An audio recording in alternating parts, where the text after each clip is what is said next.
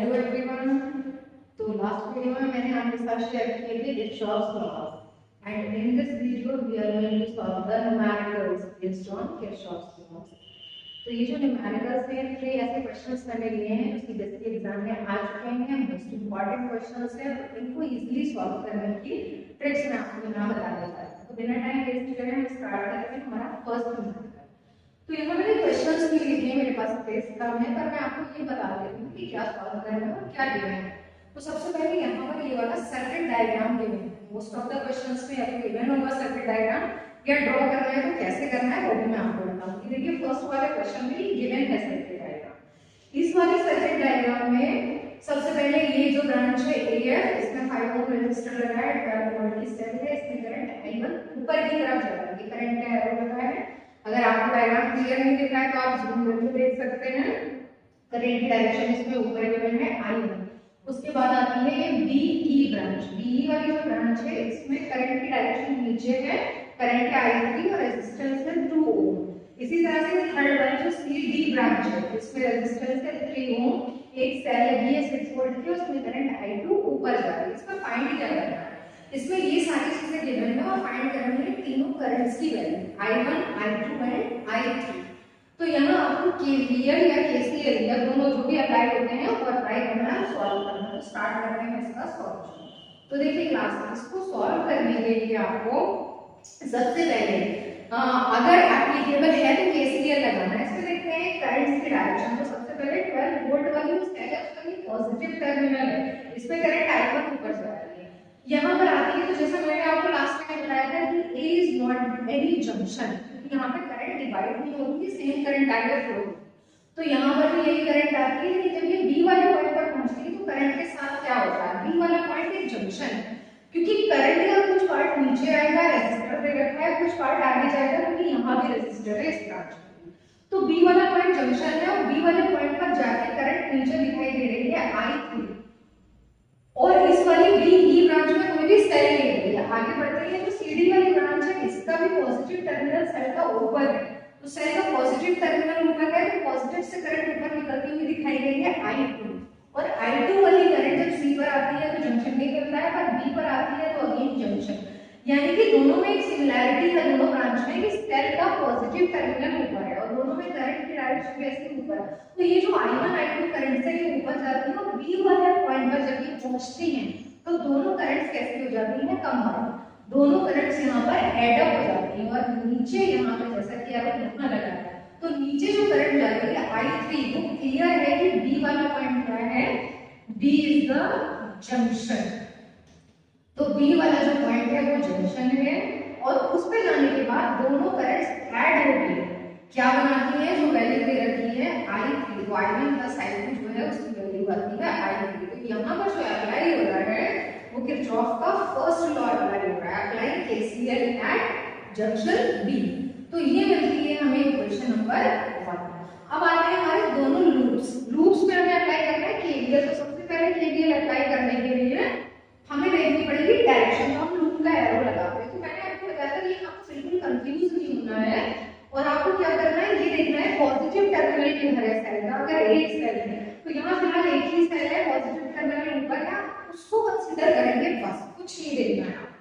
तो ये पॉजिटिव है, यहाँ से करंट को कैसा जाना चाहिए, आगे। तो अगर करंट आगे जाएगी तो लूप का जो एरो मिलेगा हमें किस डायरेक्शन में मिलेगा, क्लॉकवाइज। आपको किसी चीज को नहीं देखना है, देखिए बुक में कैसा एरो लगा है, आपको बस ये देखना है कि सेल का पॉजिटिव टर्मिनल किधर है।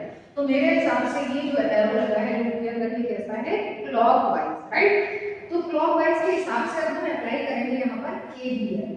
मैं पूरे सेंटेंसेस नहीं लिख रही हूँ, स्पेस की थोड़ी सी कमी है, पर आप पूरे सेंटेंसेस लिख रहे हैं तो क्या लिखना है इसमें, अप्लाई KVL। और KVL अप्लाई कहाँ करते हैं, लूप में। लूप का नाम कैसे लिखना है, एरो की डायरेक्शन के अकॉर्डिंग। तो देखिए एरो की डायरेक्शन के अकॉर्डिंगली और अल्फाबेटिकली भी चलना है। तो मैं एक पॉइंट से स्टार्ट करूंगी तो मुझे कैसे जाना है, क्लॉकवाइज। तो इसका नाम हो जाएगा A B E F A। देखिए A B E F A, यहाँ पर मैंने इसको अप्लाई कर दिया। अब कैसे लिखना है मुझे, आपको याद होगा कि क्या होता है किरचॉफ का सेकंड लॉ, क्या लिखना होता है, तो लेफ्ट साइड में आता है sum of products of current and resistance, right side में सम ऑफ ईएमएफ, या फिर आप कुछ भी चेंज कर सकते हैं, पर यहाँ बेटर वे जो है वो यही रहेगा कि हम लेफ्ट में पहले हम प्रोडक्ट्स लेके करंट रेजिस्टेंस का और बाद में ईएमएफ लिखेंगे, क्योंकि वो सिंगल वैल्यू में है। तो मैं राइट में ईएमएफ लिख रही हूँ, ईएमएफ कितना है, साइड एक ही लगी है और उसका ईएमएफ दे रखा है 12 वोल्ट, और क्योंकि हमने उसी डायरेक्शन को कंसीडर किया है तो हमारे एरो की डायरेक्शन, ईएमएफ की जो करंट की डायरेक्शन है वो सेम है, तो जो हमारा ईएमएफ है वो किस साइन के साथ लिखा जाएगा, प्लस, क्योंकि हमने सेल की डायरेक्शन के हिसाब से ही एरो लगाया है। अब आते हैं हमारे प्रोडक्ट्स करंट और रेजिस्टेंस के। तो देखिए क्लास, ये करंट जो है इस वाले रेजिस्टेंस में, रेजिस्टेंस है 5 ओम, करंट है I ओम, ऊपर जा रही है, तो करंट की डायरेक्शन ऊपर है और हमारे एरो के हिसाब से भी हम इस ब्रांच में अगर चले तो ऊपर ही जा रहे हैं। तो इसका मतलब ये जो प्रोडक्ट हमें मिलेगा 5i, ये किस साइन के साथ मिलेगा, प्लस, तो ये आता है हमारा प्रोडक्ट 5i। उसके बाद हम आगे बढ़ते हैं, तो हमें ये वाली ब्रांच मिलती है, इसमें प्रोडक्ट आएगा 2, इसमें रेजिस्टेंस है, करंट है i3 और करंट कैसे जा रही है नीचे, और हमारा एरो जो है वो नीचे ही पॉइंट कर रहा है, दोनों से मिलर है, तो ये वाला प्रोडक्ट भी हमारा कैसा रहेगा, प्लस, ये आता है 5i1 + 2i3। ये हमारी आती है क्वेश्चन नंबर 2, इसको हम बाद में सॉल्व कर लेंगे। थर्ड क्वेश्चन इस वाले लूप में लगाएंगे, इस लूप के हिसाब से देखिए क्या इसमें भी क्लॉकवाइज आएगा। ये आता है सेल का पॉजिटिव टर्मिनल, यहाँ से करंट ऊपर जा रही है, इसी को प्रीफर करना, हम यहाँ से ऊपर जाते हैं और इधर से नीचे आते हैं, तो हमें कैसा एरो मिल रहा है, दिस इज नॉट क्लॉकवाइज, ये कैसी डायरेक्शन में हमें मिल रही है, एंटी क्लॉकवाइज, राइट। तो ये एंटी क्लॉकवाइज जो है इसको हमने क्यों लिया है, क्योंकि हमारी सेल का इधर पॉजिटिव टर्मिनल ऊपर है, यही चीज आपको ध्यान रखनी है। तो अगर हम इसको एंटी क्लॉकवाइज लेते हैं तभी हम सेल को प्लस ले पाएंगे, और प्लस लिखना ही ज्यादा बेटर है सॉल्यूशन के लिए। तो ये मैंने एंटी क्लॉकवाइज के हिसाब से सेल को लिखा प्लस राइट साइड। अब हम आते हैं प्रोडक्ट्स पे, तो करंट देखिए I2 है, रेजिस्टेंस 3 है, तो 3i2 हमें कैसा मिलेगा, करंट की डायरेक्शन ऊपर, एरो की डायरेक्शन भी ऊपर, तो प्रोडक्ट कैसा मिलेगा हमें, प्लस का 3i2। आगे बढ़ते हैं इस वाली ब्रांच की तरफ आएंगे, एरो की डायरेक्शन करंट की नीचे, एरो की भी नीचे, प्रोडक्ट कौन सा है 2i3, तो ये भी प्लस का, प्लस का 2i3 इज इक्वल टू 6। ये हमारी आती है इक्वेशन नंबर 3। तो ये अब आपके पास 1 2 3 इक्वेशंस है, अगर आप इनको सॉल्व करना चाहते हैं तो सॉल्व कर सकते हैं, अगर नहीं जानते तो आई विल हेल्प यू कैसे सॉल्व करना है, लेकिन मैं आपको थोड़ी हेल्प कर रही हूँ इसको सॉल्व करने के। वैसे तो बहुत से तरीके हैं, एक तरीका ये भी है कि i3 की वैल्यू i1 + i2 है, तो जहां-जहां i3 आ रहा है वहां-वहां आप i1 + i2 पुट कर सकते हैं। दूसरा इसीलिए ये भी लिखा है कि 2i3 दोनों में कॉमन है, दोनों में ही जो है ये आ रहा है टर्म, तो आप इसको यहां पर भी सॉल्व कर सकते हैं, बाकी दोनों को जैसा लिखना है लिख दीजिए, नो प्रॉब्लम। 2i3 दोनों में आ रहा है, तो हम नीचे वाली जो इक्वेशन है उसमें नंबर्स जोड़ते हैं, तो इसको माइनस कर देते हैं, मैंने साइन चेंज कर दिए हैं, माइनस कर दिया है, माइनस करने से क्या होगा 2i3 दोनों से कैंसिल हो जाएगा, यहाँ पर क्या बचेगा 5 और i1 और 3i2, तो इसमें 5i1 प्लस का है और 3i2 जो है वो माइनस का है। इधर देखिए नंबर से 12 - 6 कितना बचेगा 6, तो अब हमारे पास एक इक्वेशन आनी है, इन दोनों को माइनस करके 5i1 - 3i2 = 6, इसको भी हम एक नंबर दे देते हैं 4। एक इक्वेशन ऑलरेडी हमारे पास लिखी है जो कि है i1 + i2 = i3, और अब हम इसके साथ मैच करेंगे कौन सी ऐसी इक्वेशन आ रही है जिसमें i1 और i2 आ रहा है, अगर नहीं आ रहा है तो नो प्रॉब्लम, हम इसको सॉल्व करके सिंपलीफाई करके लगा सकते हैं। तो एक काम करते हैं, इसको जो हमने 4 लिख दिया छोड़ देते हैं, अब हम दोनों में से कोई एक इक्वेशन लेते हैं, जैसे मैं ये नीचे वाली इक्वेशन ले लेते हैं, क्योंकि ये सॉल्व करना अभी टफ हो रहा है ना, इसमें i3 है, इसमें i2 है, इसमें i1 है, इसमें i2 है, तो मैं जो इक्वेशन 3 है इस इक्वेशन 3 में मैं यहाँ पर i3 जो आ रहा है उसकी वैल्यू i1 i2 के टर्म्स में पुट कर देते हैं, तो देखिए मैं इसका सॉल्यूशन आपको इधर ले लेते हैं। तो जो इक्वेशन 3 अभी आ रही है, तो इक्वेशन 3 हमारी थी 3i2 + 2i3 = 6, तो इसमें 3i2 as it is plus 2i3 जो आ रहा था, i3 के प्लेस पे मैं लिखने वाली हूँ i1 + i2, राइट साइड में क्या आ रहा है 6, तो मैंने इसको सॉल्व करने के लिए लिखा है 3i2 प्लस ये जो है इसको ओपन कर लेते हैं 2i1 + 2i2 = 6, अब ये सॉल्व हो सकते हैं 3i2 ये है 2i2, तो ये लाते हैं 5i2 plus 2i1 equals to 6। देखिए क्लास, तो इक्वेशन ये वाली भी i1 i2 के टर्म्स में है और ये वाली भी i1 i2 के टर्म्स में है। अब इन दोनों इक्वेशन को सॉल्व हम कर सकते हैं, पर इसके सॉल्यूशन के लिए हमें क्या करना पड़ेगा देखिए, क्योंकि दोनों टर्म्स में कुछ भी ऐसा नहीं है जो मैच हो रहा है। मैं पहले तो इसको इसके ऑर्डर में लिख देती हूँ। चलिए मैं लिख रही हूँ 2i1, बाद में लिख रही हूँ मैं 5i2 और इस साइड में आ रहा है 6। तो देखिए यहाँ पे 3i2 है, वहाँ 5i2, तो सबसे बेटर वे ये है कि हम इसको 5 से मल्टीप्लाई कर दें और इसको 3 से करें। तो जब हम इसको 5 से मल्टीप्लाई करेंगे तो ये, या फिर इसको ही पहले चेंज कर लेते हैं, इसको 3 से मल्टीप्लाई करेंगे तो ये हो जाएगा 6i1 plus 15i2 equals to 18। और एक ये वाली जो इक्वेशन है इसको 5 से करते हैं तो ये आ जाएगा 25i1 और ये आ रहा है माइनस 5 से करेंगे तो ये बीच वाला टर्म 15i2 और ये 5 से करेंगे तो 30। अब देखिए क्लास, ये जो दो इक्वेशन है इन्हें सॉल्व करना है, थोड़ा सा कैलकुलेशन पे फोकस करना है आपको। तो इसमें देखिए ये प्लस माइनस के ऑलरेडी आ रहे हैं, तो हम इक्वेशंस को एक बार माइनस नहीं करेंगे, प्लस कर देंगे, ऐड कर दिया, तो ये दोनों टर्म्स कैंसिल। अब जो बचता है उसमें इधर 25 और इधर 6 दोनों को ऐड करना है, तो क्या हो जाएगा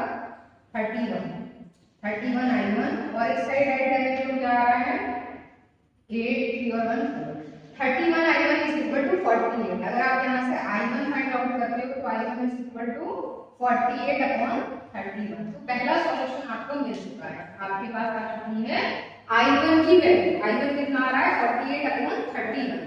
अब जब आपके पास i1 है तो i2 को फाइंड करने के लिए किसी भी इक्वेशन की हेल्प ले सकते हैं। तो i2 किससे सॉल्व करें, किससे ज्यादा ठीक रहेगा, बहुत सारी इक्वेशन है, सबसे छोटी इक्वेशन लेना ज्यादा सही रहेगा, क्योंकि हमारे पास ये फोर्थ इक्वेशन है और एक जो हमने सॉल्व करके निकाली थी ये वाली इक्वेशन, इन दोनों में से किसी में भी पुट कर सकते हैं। तो किसमें ज्यादा ठीक रहेगा, तो हमें क्या फाइंड करना है i2। तो मैं ये वाली इक्वेशन ले रही हूँ, ठीक है। तो देखिए इसमें हमने लिखा है 5i1 minus 3i2 equals to 6। तो मैं ऐसे लिख दे रही हूँ 5i1 is equal to 6। 1 second, ये थोड़ा सा चेंज करना है क्योंकि हमें फाइंड i1 नहीं करना है, i2 करना है। तो ये इक्वेशन थी 5i1 minus 3i2 is equal to 6। तो मैं यहाँ पर इसको लिख देती हूँ minus 3i2 is equal to 6 minus 5i1। Sign change करें तो 3i2 is equal to 5i1 minus 6। देखिएगा अब यहाँ पर हम i1 की वैल्यू को अगर पुट करते हैं तो i1 कितना है हमारा 48 अपॉन 31। 5 into 48 upon 31 minus 6। इस कैलकुलेशन को आपको सिंपलीफाई करना है, सिंपलीफाई कर लेते हैं। चलिए, तो ये जब आप सिंपलीफाई करेंगे तो 48 को आपको 5 से मल्टीप्लाई करना पड़ेगा, कितना आ जाएगा 5 8 40 0 4 5 20 240 आ रहा है ये, तो ये आया 240 अपॉन 31 और माइनस यहाँ पर आया 6। इसको भी सिंपलीफाई कर लेते हैं तो क्या आया 31 into 6 186। 240 में से 186 को माइनस करना है, कैलकुलेशन तो करनी पड़ेगी आपको।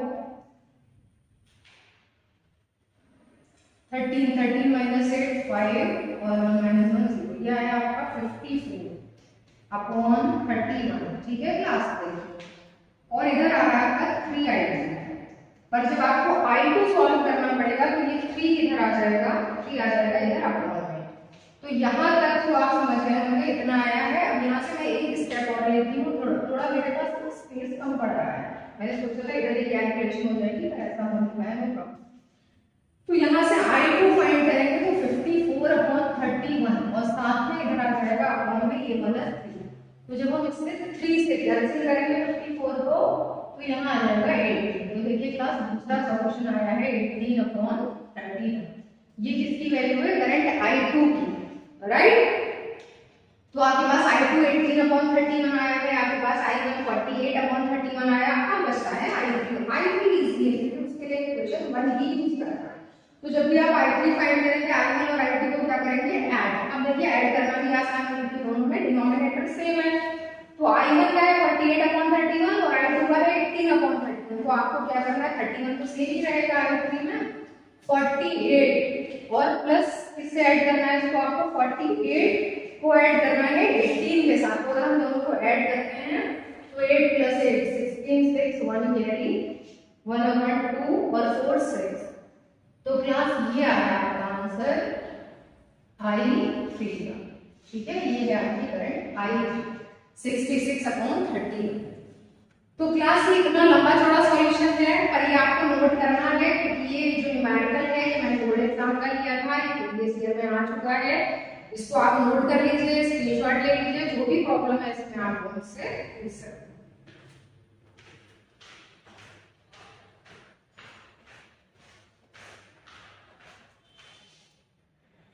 Now class this numerical. अब देखिए ये वाला जो क्वेश्चन है, इस क्वेश्चन में थोड़ी सी डिफरेंट चीजें फाइंड करनी, थोड़ा अलग टाइप का है। ये भी प्रीवियस बोर्ड क्वेश्चन है, 2015 में आ चुका है। और ये तीनों ऐसे क्वेश्चन है जो एक दूसरे से अलग अलग है, अलग अलग टाइप्स के हैं। तो मैंने 3 इंपॉर्टेंट लिए हैं। आपको अगर कोई और भी पूछना हो तो आप मुझे शेयर कर सकते हैं। तो यहाँ पर जो सर्किट डायग्राम दिया है, ये भी गिवन है सर्किट डायग्राम। इसमें देख रहे हैं आप कि पहली वाली जो ये बी ब्रांच है, इसमें 6 वोल्ट की सेल लगी है, इसमें पॉजिटिव टर्मिनल इधर है। फिर बी ब्रांच है, इसमें भी एक सेल लगी है 1 वोल्ट की, रेजिस्टर है ऊपर। और ये वाला रेजिस्टेंस R1 अननोन है, ये 3 वोल्ट की सेल है, ये 4 वोल्ट की है, ये R अननोन है। एक्चुअली फाइंड क्या करना है इसमें ये पूछा गया, तो मैंने यहाँ पर लिखा है पोटेंशियल डिफरेंस फाइंड करना है। इसमें करंट नहीं फाइंड करनी है, रेजिस्टेंस नहीं फाइंड करना है, पोटेंशियल डिफरेंस किस किस के बीच में, ए और डी, ये जो 2 पॉइंट्स हैं इनके बीच में टोटल पोटेंशियल डिफरेंस कितना है। तो पोटेंशियल डिफरेंस एक ऐसी चीज है जो फाइंड करने में समझ नहीं आता कौन सा किरचॉफ का लॉ लगेगा, कैसे फाइंड करना है। कभी कभी कंफ्यूजन हो जाता है पोटेंशियल डिफरेंस क्या है, ईएमएफ क्या है, क्योंकि सेल भी दी है और पीडी भी फाइंड करना है। तो कोई प्रॉब्लम नहीं है, जब भी आपको पोटेंशियल डिफरेंस फाइंड करना हो तो आपको बहुत इंपॉर्टेंट एक चीज बस याद रखनी है, और वो चीज ये है, ये जहां पर सेल होती है, जहां लिखा 6 वोल्ट, वहां आपको पता है कि ये एक होता है ना पॉजिटिव टर्मिनल, उस पे हाई पोटेंशियल होता है, नेगेटिव पे लो पोटेंशियल होता है। तो अगर इस पे 6 वोल्ट लिखा है, इसका मतलब हाई पोटेंशियल यहाँ पर है, लो पोटेंशियल यहाँ पर है। जब सेल बिल्कुल भी यूज नहीं हुई है तो यहाँ पर +6 है, यहाँ पर 0 है। जब सेल यूज होगी उसके अकॉर्डिंग चेंज हो सकता है, राइट। पर अभी आपको ये मानना है कि यहाँ हाई और यहाँ लो है, अगर अनयूज्ड है तो इधर 6 और इधर 0, राइट। तो यहाँ पर पोटेंशियल डिफरेंस का कोई फॉर्मूला नहीं लगाना है, क्योंकि यहाँ सेल तो यूज तब होगी ना जब कोई रेजिस्टर लगा है, तो सेल से करंट ड्रॉ करता है, तो ईएमएफ चेंज होता है और पोटेंशियल डिफरेंस की वैल्यू कम हो जाती है। ईएमएफ ज्यादा, पोटेंशियल डिफरेंस कम, ईएमएफ अनयूज्ड सेल में जितना दिया है उतना होगा। तो इस ब्रांच में आपको कुछ नहीं सोचना है। यहाँ अगर आपसे ईडी पूछा जाए तो वो भी 6 वोल्ट है और ईएमएफ भी 6 वोल्ट है। पर जब रेजिस्टेंस लगाओगे ना, अब आता है ये वाला पोर्शन, सेल वाला नहीं, मैं इतने पोर्शन की बात कर रही हूँ। तो इतने पोर्शन में कोई सेल नहीं है, पर एक रेजिस्टेंस है, तो ये मत सोचिए जितना यहाँ लिखा है उतना यहाँ रहेगा। ऐसा करंट के मामले में होता है कि करंट जितनी इस ब्रांच में अगर कोई जंक्शन नहीं आया इतनी आगे रहेगी, पर पीडी चेंज होगा, क्योंकि आपको पता है ना रेजिस्टेंस जो है वो क्या करता है, जब करंट फ्लो होती है तो करंट को अपोज करता है, अपोज करने में क्या करना पड़ रहा है, वर्क करना पड़ रहा है, एनर्जी कंज्यूम हो रही है, तो ऑब्वियसली पोटेंशियल डिफरेंस चेंज होगा, क्योंकि पोटेंशियल डिफरेंस क्या है, वर्क ही तो है, work into per unit charge. तो इस वाले क्वेश्चन में जहां पर भी आपको रेजिस्टर दिखाई दे वहां आपको उस जगह पे पोटेंशियल डिफरेंस का फॉर्मूला लगाना है, करंट इनटू रेजिस्टेंस। उस ब्रांच की आपको करंट पता होनी चाहिए, और इसमें करंट गिवन नहीं है, यहाँ रेजिस्टेंस गिवन है, करंट पहले फाइंड करेंगे। आगे एक सेल लगी है, तो ये सेल वाले क्वेश्चन में फिर से हमें कोई पोटेंशियल नहीं फाइंड करना है, 1 वोल्ट की पोटेंशियल है। आगे बढ़ेंगे तो फिर से आपको समझ आया ना कि अब की बार फिर से रेजिस्टर है, तो हमें इस ब्रांच में पोटेंशियल डिफरेंस फाइंड करना पड़ेगा। IR लगा के करंट सेम ही रहेगी क्योंकि जंक्शन है। और कहां तक हमें जाना है, D तक जाना है। अब D तक जाने में हमें ये गड़बड़ कर सकता है, क्योंकि ये वाला पॉइंट जंक्शन है और आपको लग रहा है करंट इधर भी जाएगी इधर भी जाएगी, डिवाइड होगी। पर यहाँ एक कंडीशन इस क्वेश्चन में गिवन है कि ये जो बीच वाला रेजिस्टेंस R1 है, इसमें कोई भी करंट फ्लो नहीं हो रही। तो अगर इसमें कोई करंट फ्लो नहीं हो रही है इस वाली ब्रांच से, तो हमारे लिए बहुत अच्छा है, क्योंकि हम जब यहाँ पर आएंगे इस वाली जगह पे, तो इस वाली जगह पे हमें क्या करना पड़ेगा, सेम कंडीशन अप्लाई करनी पड़ेगी हमें यहाँ पर, कि जितना यहाँ पर सेल लिया तो गिवन हो गया, चेक इट, मुझे लग रहा है तो यहाँ सेल गिवन होगी या पोटेंशियल डिफरेंस गिवन होगा, उसके अकॉर्डिंग हम सॉल्व करेंगे। ठीक है, चलिए वो देखते हैं।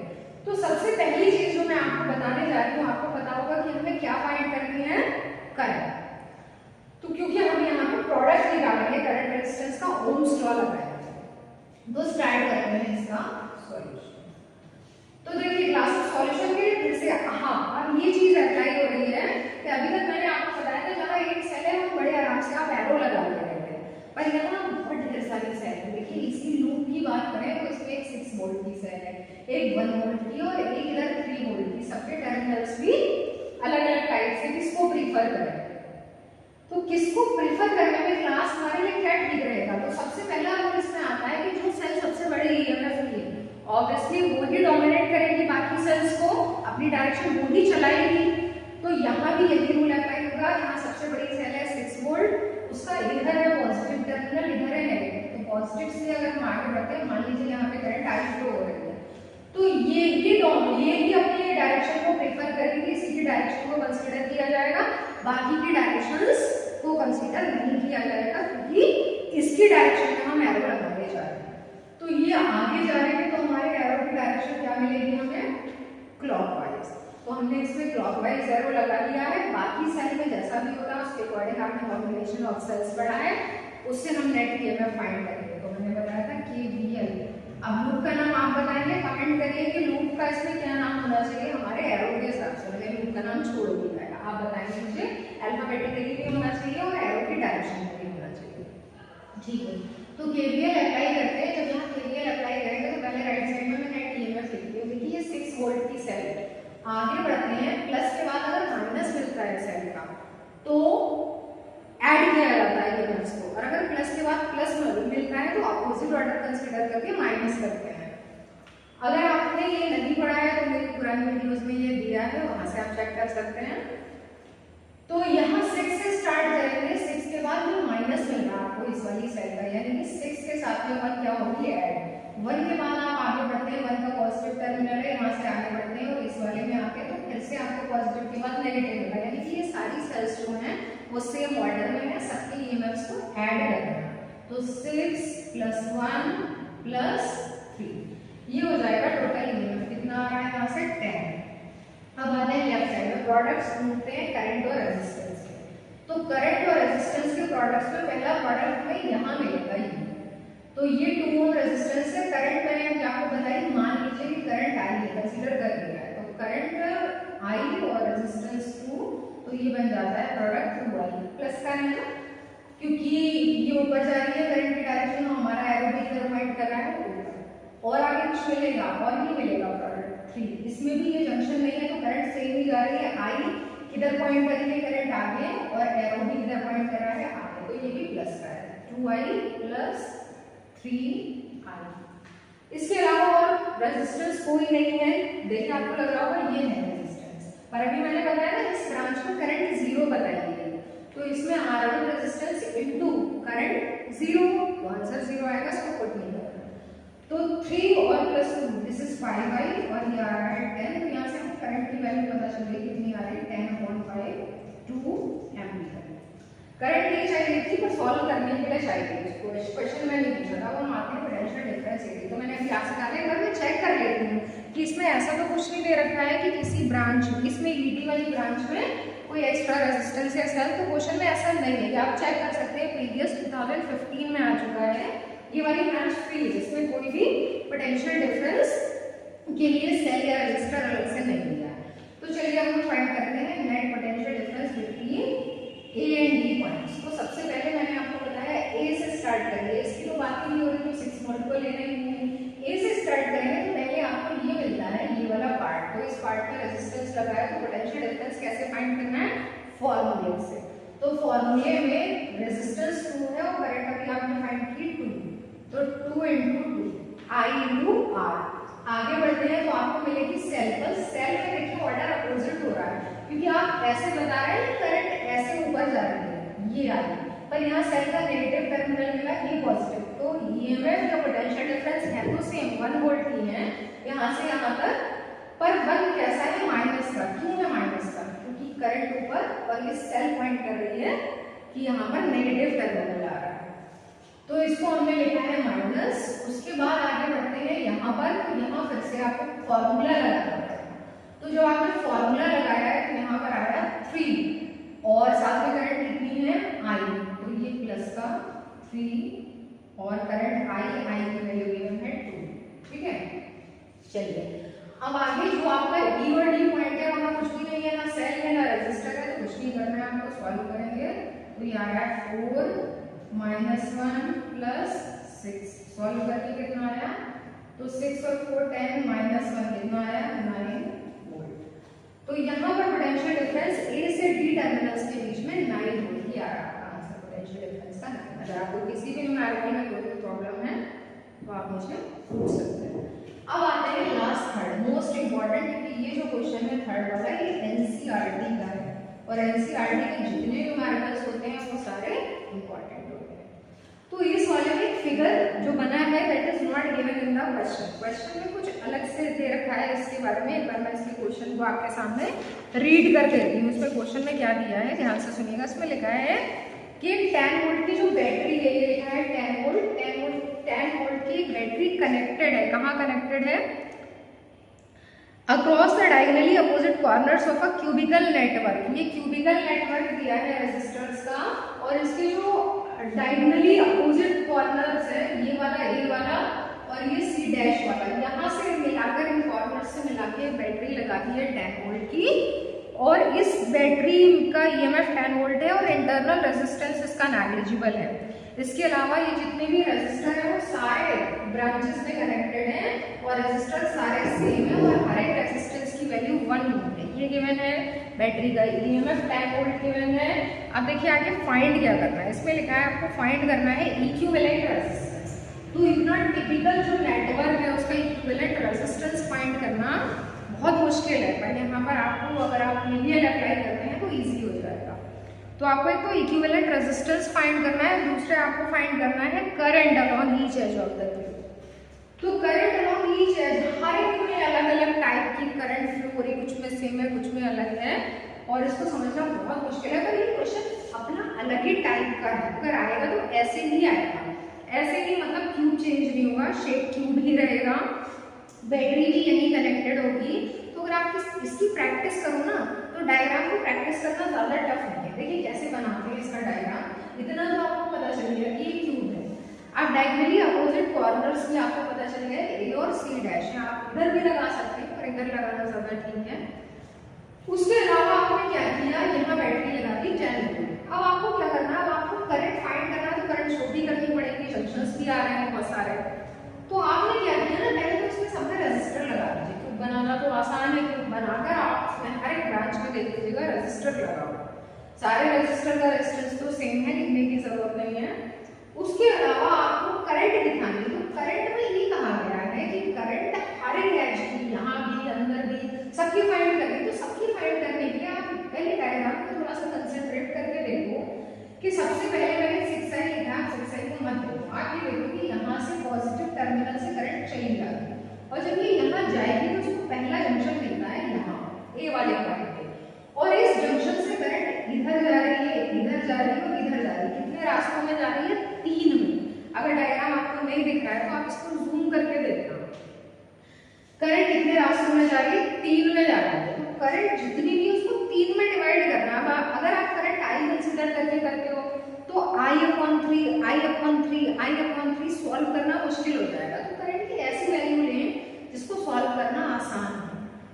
चलिए क्या किया है, यहाँ 3 रास्तों में डिवाइड होने के बाद जब करंट मान लीजिए इस रास्ते को लेके चलते हैं डी वाली ब्रांच को, यहाँ पहुंचते हैं तो फिर से उसको डी वाले पॉइंट पे जंक्शन मिल रहा है और ये जो डी वाला पॉइंट है यहाँ से करंट फिर से कितने रास्तों में डिवाइड हुई, 2। तो पहले करंट 3 में डिवाइड होती है, फिर 2 में डिवाइड होती है। करंट की ऐसी वैल्यू ले जिसका रेशियो ना करना पड़े, अपॉन में ना लिखना पड़े। तो आपको पता है कि 3 में डिवाइड करने के बाद उसका फिर से 1/2 भी करना है। तो इसके लिए क्या किया है, सबसे पहले करंट की वैल्यू पे ध्यान दिया कि रेशियो ना निकालना पड़े, इसलिए करंट की वैल्यू ही ऐसी ली है, कितनी ली है, 6। क्योंकि 6 को आगे जाके 3 रास्तों में जब डिवाइड करेंगे तो क्या क्या वैल्यू आएगी, 2 और 2, तीनों में इक्वली डिवाइड हुई। क्यों इक्वली डिवाइड हुई, क्योंकि तीनों रेजिस्टर्स इक्वल है, तीनों का रेजिस्टेंस बराबर, राइट। आगे और बढ़ते हैं, फिर से उसको जंक्शन मिलता है, जंक्शन पे जाके फिर 2 अलग अलग रास्तों में बराबर बटेगी। तो जब ये बराबर बढ़ती है तो यहाँ से जाने वाली कितनी थी, 2i और 2i 2 बराबर हिस्सों में बैठेंगे तो i और i। तो इसीलिए ऐसी वैल्यू ली है इसको आगे डिवाइड करना आसान है, राइट। तो समझ गए आप, यहाँ 2i और यहाँ 2i, आगे जाके इसमें डिवाइड होगी तो i और i। आगे और भी ब्रांचेस है, ध्यान से देखिए। जैसे ये 2i जब यहाँ पर चलेगी, इस b वाले पॉइंट पे फिर से जंक्शन मिलता है, तो वैसे तो इसको मैं डिवाइड हुई, ये 2i थी तो यहाँ आई और ऊपर आई। जब ये यहाँ पहुँचती है तो यहाँ से आई जा रही थी और यहाँ से फिर से आई जा रही थी, तो यहाँ वाली ब्रांच पे जब पहुँचती है c और c डैश में, तो फिर से कंबाइन होकर 2i बन जाती है। और ऐसा ही सारे रास्तों में हो रहा है। आपको एक बार डायग्राम बनाना है और प्रैक्टिस करनी है, क्योंकि जब मैं यहाँ से बोलूंगी तो हो सकता है आप कंफ्यूज हो, पर जब आप डायग्राम खुद से बनाएंगे तो आप कोई भी कंफ्यूज नहीं होंगे, आपको समझ आएगा कि कैसे हो रहा है। तो इस तरह से ये जो करंट है उसकी 3 वैल्यूज आ रही है। एक वैल्यू है 6i जो ये बाहर दिख रही है बाहर वाले लूप में, एक वैल्यू है 2i जो इधर वाली 3 ब्रांचेस में और ऊपर भी जा रही है, और एक करंट i है जो अंदर वाला एक छोटा सा ये क्वेश्चन बना है इसमें जा रही है। तो हमें करंट की 3 वैल्यूज फाइंड करनी है, 6i, 2i और i। ये है 3 टाइप्स की करंट। उसके अलावा क्या फाइंड करना है, equivalent resistance of the circuit. तो स्टार्ट करते हैं, कहां से कर सकते हैं स्टार्ट। तो देखिए सेल जो है वो इसी पोर्शन में लगी है, लगी सेल 10 वोल्ट। तो जिस पोर्शन में सेल लगी है वहां से हम केवीएल अप्लाई करना स्टार्ट करते हैं। तो केवीएल अप्लाई करेंगे तो सेल वाला पोर्शन इंक्लूड करके हमें क्लोज लूप ऐसे मिलेगा। उसको लेना तो बेकार है क्योंकि अंदर भी बहुत सारे लूप्स बन रहे हैं और कोई सेल भी नहीं है, तो हमने ये वाला क्लोज लूप लिया जितना पोर्शन ये यहाँ से यहाँ तक कवर होगा। अब ऐसे नेमिंग करेंगे तो नेमिंग देखिए अल्फाबेटिकल ऑर्डर में और एरो लगा के, तो प्लस इधर है आगे बढ़ेंगे तो कैसा एरो लगेगा, क्लॉकवाइज। क्लॉकवाइज में अल्फाबेटिकल ऑर्डर में चलते हैं तो ए से स्टार्ट होगा, A B C C dash, और आगे बढ़ते हैं तो यहाँ पर जो है ये वाला पॉइंट इसको आप ई नाम दे सकते हो, फिर से वापस आएंगे तो ए, क्या उसको जाहिर लिखना है जाहिर देख सकते हैं। ये लूप का नाम है। इसमें कौन सा लॉ अप्लाई किया है, केवीएल। केवीएल से राइट साइड में बैटरी लिखते हैं तो राइट साइड में आप बैटरी लिख दो, EMF 10 volt, cell EMF 10 volt. Left side में प्रोडक्ट्स लिखते हैं तो कितने प्रोडक्ट्स मिल रहे हैं यहाँ पे, तो देखिए यहाँ पहला तो ये है रेजिस्टेंस मान लो आर। रेजिस्टेंस की वैल्यू कैसे गिवन है तो मैं आर लिख दूंगी, अभी बाद में पुट कर लेंगे। तो ये आर है, इसमें करंट कितनी फ्लो हो रही है, इधर कितनी जा रही है 2i। तो पहला मिला 2i × r, पॉजिटिव है क्योंकि एरो की डायरेक्शन में है, और आगे बढ़ेंगे ये भी पॉजिटिव है, ये भी एरो की डायरेक्शन में है, तो इसमें करंट आई जा रही है। और रेजिस्टेंस कितना है, ये भी r सेम फिक्स है, प्लस i × r। और आगे बढ़ेंगे तो ये भी पॉजिटिव है, ये कितनी है 2i, और रेजिस्टेंस फिर से कितना है r। तो देखिए यहाँ पे आ रहा है EMF इक्वल्स टू 10। तो कितना हो गया सॉल्व करके 2 + 2 + 1 5 5 r is equal to 10। r भी दिया है तो क्या फाइंड हो सकता है, i is equal to 10 upon 5r।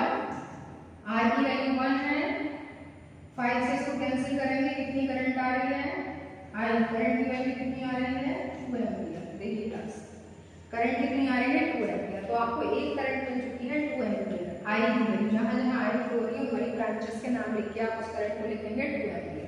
दूसरी करंट आपको चाहिए थी 2i, तो 2i की वैल्यू कितनी हो जाएगी 2 × 2 यानी 4 एम्पीयर।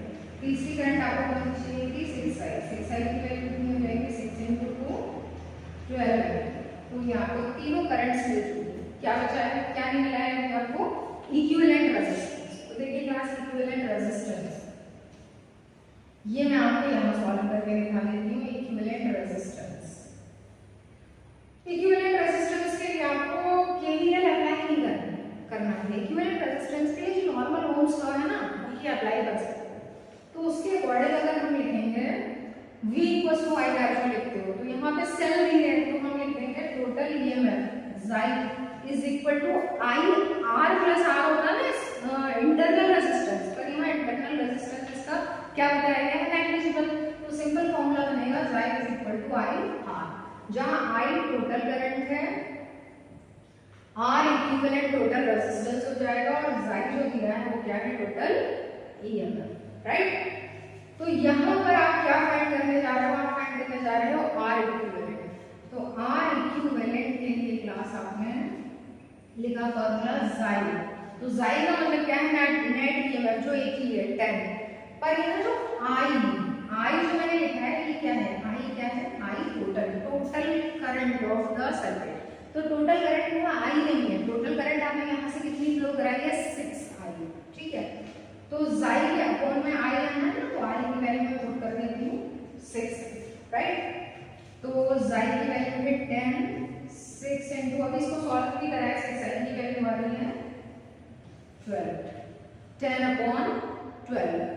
तो आर इक्विवेलेंट टोटल रेजिस्टेंस आ रहा है पूरे सर्किट का, आर इक्विवेलेंट उसकी वैल्यू कितनी आ रही है, तो इसको जब हम सॉल्व करेंगे, कर लीजिए इसको सॉल्व, तो ये आ रहा है 5/6 ओम छोड़ा है बुक में, आप चाहें तो इसको जो है वो पॉइंट में निकाल के भी लिख सकते हैं, 5/6 ओम भी आंसर आ रहा है।